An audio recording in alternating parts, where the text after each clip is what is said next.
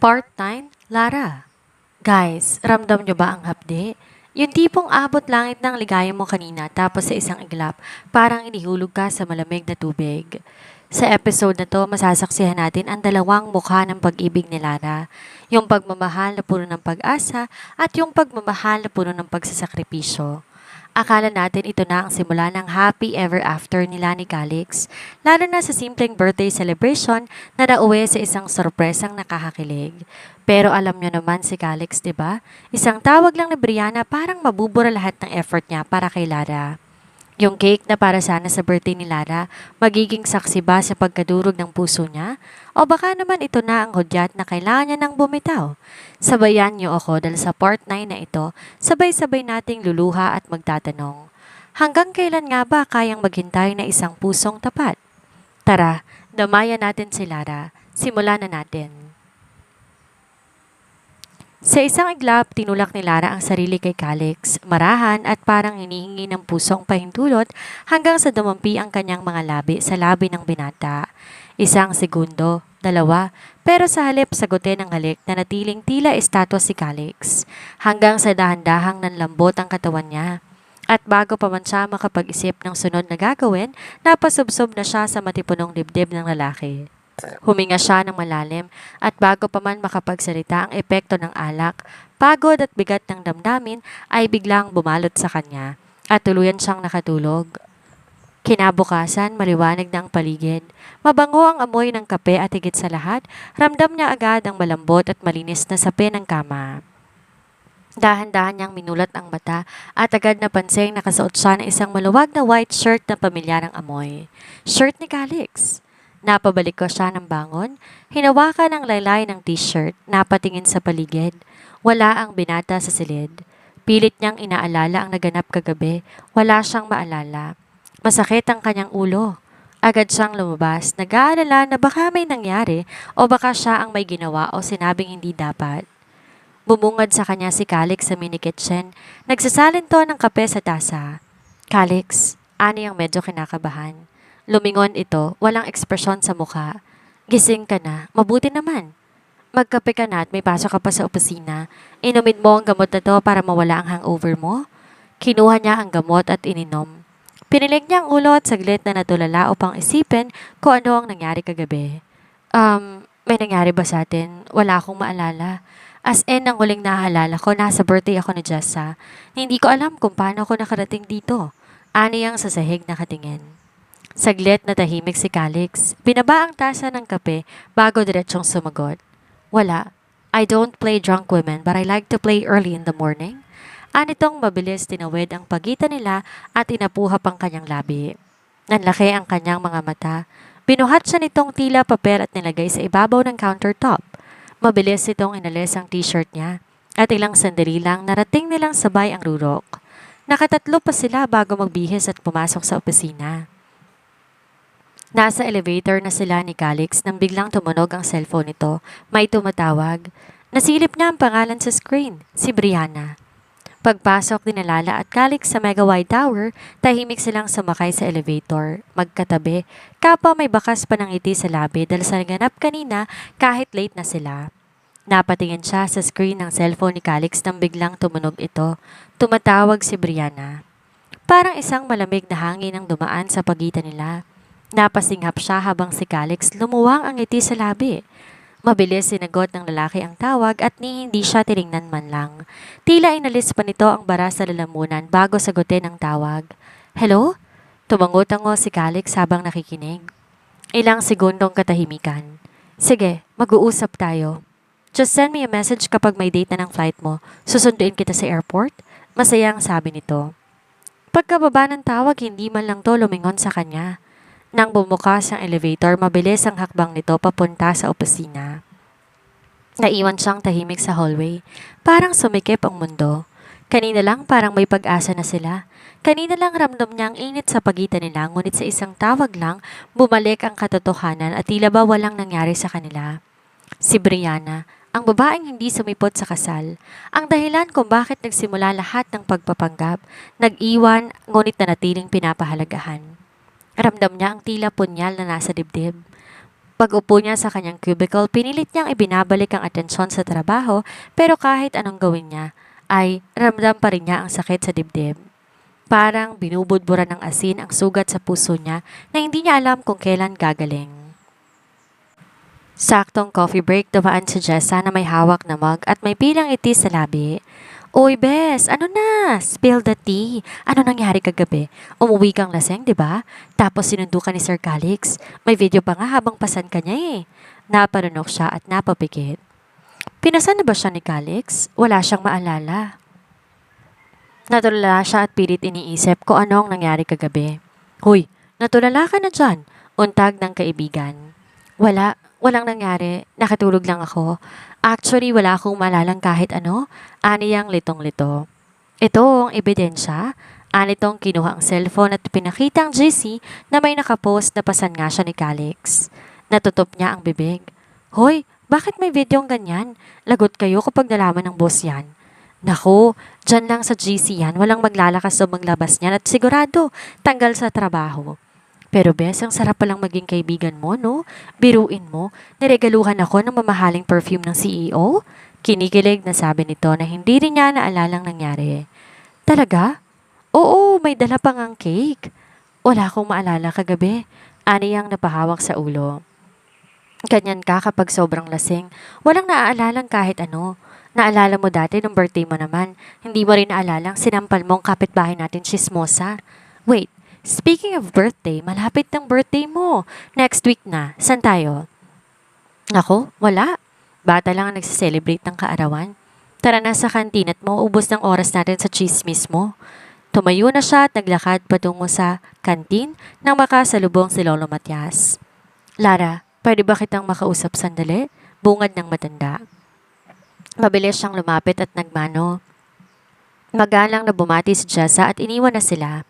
Sige po, Lolo. Sumunod siya sa matanda sa opisina nito na madalang lamang bisitahin. Sinenyasan siya nitong maupo. Nagulat pa siya na makitang wala na ang gamit nito sa loob. Magmula ngayon, dito ng opisina mo. Maaari mo na itong ipaayos. Lolo Matias, okay na po ako sa cubicle na malapit kay Calix. Nahihiya niyang sabi. Alam kong mabigat para sa iyo ang mga nangyayari at lalong hindi ko intensyon na ilagay ka sa sentro ng gulo, pero Lara, gusto kong malaman mo kung gaano ko nagtitiwala sa iyo bukod pa sa pagliligtas mo sa buhay ko. Inabot ni Lolo Matias sa isang envelope at ibinigay sa kanya. Full scholarship yan para sa business program na nakafocus sa real estate and construction management. I want you to grow, Lara. Hindi lang bilang asawa ni Calix, kundi bilang ikaw na kayang tumayo sa boardroom ng taas noo. Napatitig siya sa envelope, hindi makapaniwala. Pero Lolo, hindi ko po kailangan ito. Sa totoo lang po, gusto ko lang naman makatulong. Hindi maging dahilan ng gulo sa pamilya ninyo. Huminga siya ng malalim. Bumaling ng tingin sa matanda.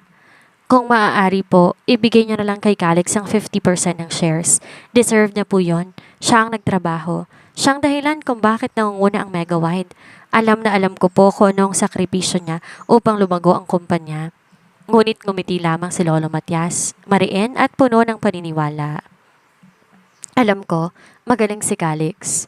Ngunit hindi lamang talino ang kailangan sa negosyo, Lara. Kailangan din ang puso at ikaw ang puso ng apo ko. Alam kong kailangan ka niya. Napatitig siya, hindi makapagsalita. Gustong-gusto niya nang aminin na hindi sila tunay na nagmamahalan, ngunit mas malaking gulo kapag nagkataon. Ayokong ibigay lang sa kanya ang mana. Gusto kong matutunan niya kung paanong magmahal, magtiwala at makisama. Mga bagay na ikaw lang makapagtuturo sa kanya. Kailangan ka ng apo ko, Lara. Isang kagaya mo ang dapat nasa tabi niya.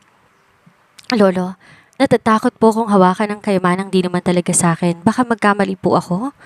Napag-aaralan ng lahat. Nagtitiwala ako sa iyo. Tumango siya bagamat may luha sa mata. Hindi pa rin siya sigurado kung karapat-dapat siya sa tiwalang yon. Pero ang mga salitang binitawan ni Lolo Matias ay pumawi sa bigat sa kanyang dibdib. Gagawin ko po lahat na makakaya ko, Lolo Matias. Pero kapag hindi talaga kaya, maaari po bang ibalik ko sa inyong lahat?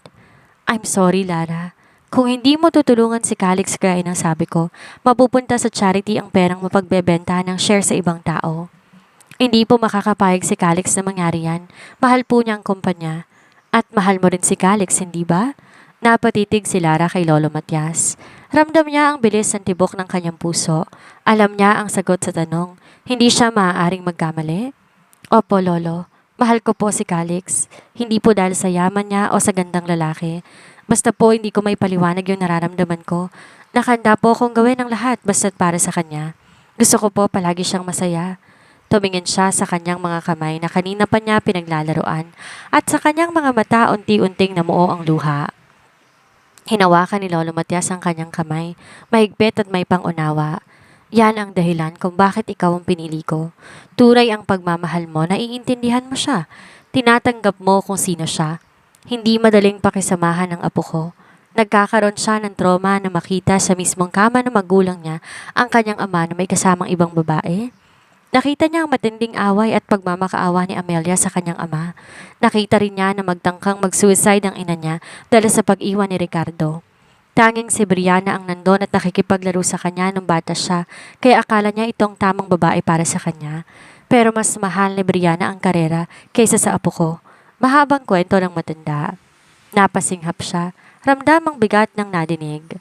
Naglaro sa isip niya ang batang si Calix na nakaranas ng matinding kalungkutan noon.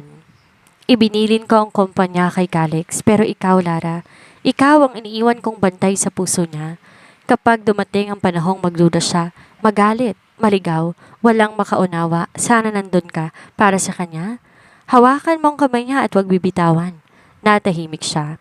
Mabigat man sa dibdib ang pangako na tila hindi niya alam kung kakayanin ay tumango siya dahil yun ang totoo. Kahit masaktan siya, hindi niya kayang talikuran ang lalaking minamahal. Pinapangako ko po, Lolo, hindi ko po siya pababayaan. Mananatili po ako sa tabi niya. Napangiti ang matanda. Sa likod ng pagod at edad nandoon ang katiyakan na may maliwanag na taong aalalay sa pinakamamahal na apo. Hindi lang sa kumpanya kundi sa tunay na laban, ang laban ng buhay at pag-ibig. Mabilis ang takbo ng mga araw, tuloy-tuloy ang training ni Lara para sa kanyang bagong scholarship at kahit pagod hindi matutumbasan ang tuwang dala ng bawat panibagong aral at kaalaman. Lingid sa kaalaman ni Calix ang araw na yon, isang Sabado ay espesyal para kay Lara. Bago pa man tuluyang bumaba mula sa opisina, tinapik niya si Calix sa braso. Calix, gusto mo bang kumain sa labas? Libre ko. Nakangiting sabi niya. Nope, pagod ako. Diretso uwi na tayo. Birthday ko ngayon. Ani ang medyo nahihiya. Alam niya, hindi big deal ang kaarawan niya. Napalingon ang lalaki. Baka sa bahagyang pagkailang na hindi nito alam ang espesyal na araw niya, pero wala siyang expectation. Sa loob na 5 taong pagtatrabaho dito, never pa siyang binati nito. Birthday mo? Bakit di mo sinabi? Okay lang, di ko naman kailangan ng granding selebrasyon. Masaya na akong nakaraos ang training ko this week kahit madami pang kasunod at makakakain ako ng ramen, kaya't samahan mo ko. Ramen? Hindi pwede. Sumama ka sa akin. Nagkibit balikat na lang siya at sumunod sa lalaki. Laking gulat niya nang huminto ang sasakyan sa harap ng isang mamahaling restaurant. Calix, kahit sa simpleng ramen house lang tayo kumain. Bumabawi lang ako. Hindi ko alam na birthday mo kaya hayaan mo na akong manlibre. Sa loob ng restaurant tila hindi siya makapaniwala. May reserved table na pala sila at may cake pang dinala ang waiter bago sila kumain. May simpleng greetings at kandila. Lahat ng to mukhang inayos ni Calix ng palihim habang papunta sila doon. Happy birthday, bati ni Calix.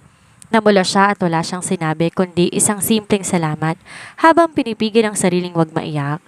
Pasensya ka na kung malilate ang regalo ko ha. Bibili pa lang ako baka may request ka.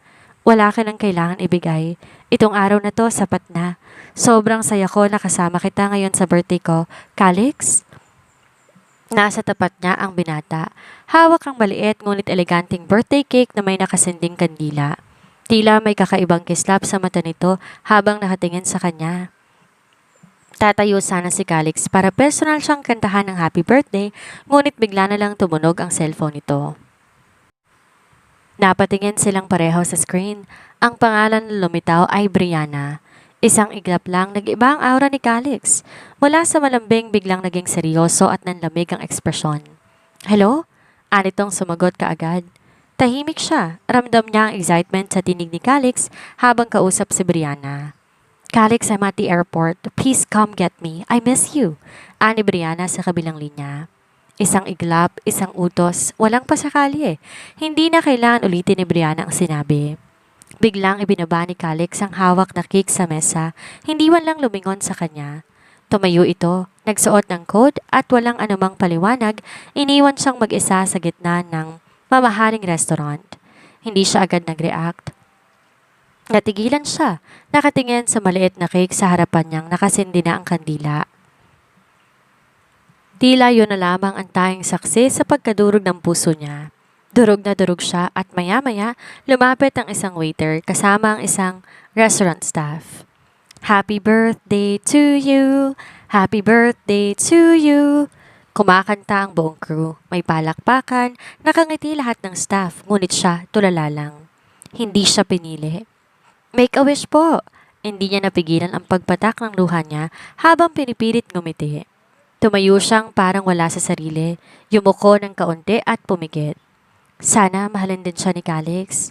Pang-anim na taong hiling niya na iyon. Mahina ang boses na nagpasalamat siya sa staff. Pagkaupo niya ulit, isang malalim na buntong hininga ang pinakawalan niya. Pinahid niya ang luha sa pisngi. Madami pa namang ibang araw para mag-celebrate ng birthday, kaso hindi niya maalo ang sarili.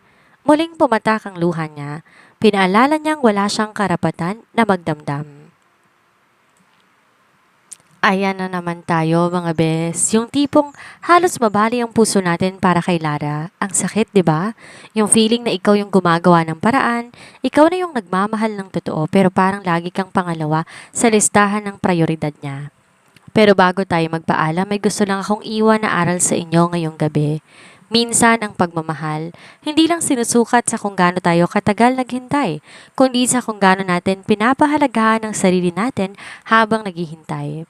Sabi nga nila, we accept the love we think we deserve. At sana, sa mga susunod na araw, matutunan ni Lara at pati na rin kayong nakikinig na ang isang pusong tapat ay hindi dapat hayaan na durugin ng paulit-ulit para lang sa taong hindi sigurado sa nararamdaman niya. Ang tunay na pag-ibig hindi humihingi ng pwesto, kusa itong binibigay ng taong marunong rumespeto. Maraming salamat sa pakikinig. Ako po si Miss Sandra hanggang sa susunod na bahagi. Salamat po.